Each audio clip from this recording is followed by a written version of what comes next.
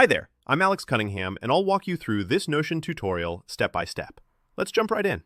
In this tutorial, I'm going to show you how to seamlessly link a table to a calendar in Notion.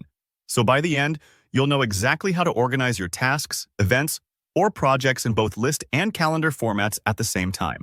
If you're looking for a clearer way to see your schedule and track every detail, this walkthrough is for you.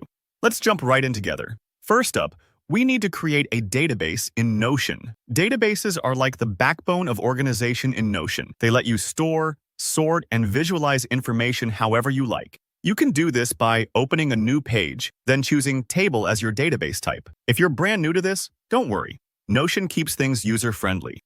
Just click on plus add a page, then pick Table from the database options. This will set up a grid where you can input all your items, whether that's tasks, meetings, assignments, whatever you need to track. Now let's add some values to your table. Think of each row as an item, and each column as a type of information about that item. For example, you might have a task name column, a status column, maybe even a priority column. Go ahead and fill out a few rows. Maybe write report, team meeting, and design review. This step is important because you're building the foundation of your schedule. Take a moment to consider the kinds of details you want to see on your calendar later. If you're not sure what to add yet, just start with something simple. Notion lets you edit or expand your database anytime you want.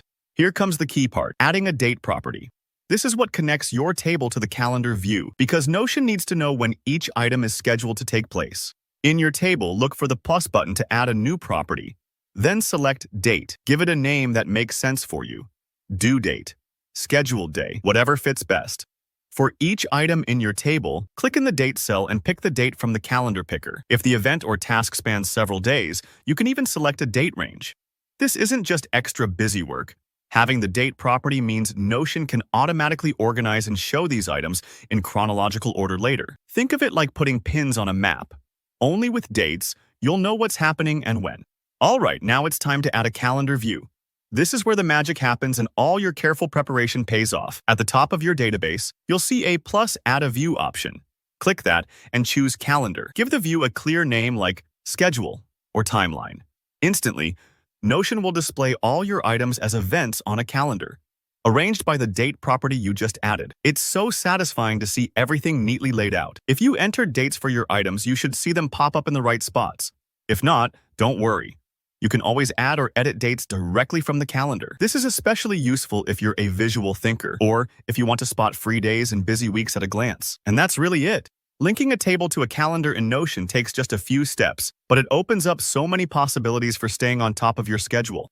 You can always customize your database further, add color tags, set reminders, group items, but with this core setup, you've got the perfect starting point. If you found this tutorial helpful, please give it a like, and if you have any questions, maybe you got stuck on a specific part or want to know about more advanced features, drop a comment below and I'll be happy to help. Don't forget to subscribe for more Notion tips and tutorials. Thanks for watching, and I'll see you in the next one.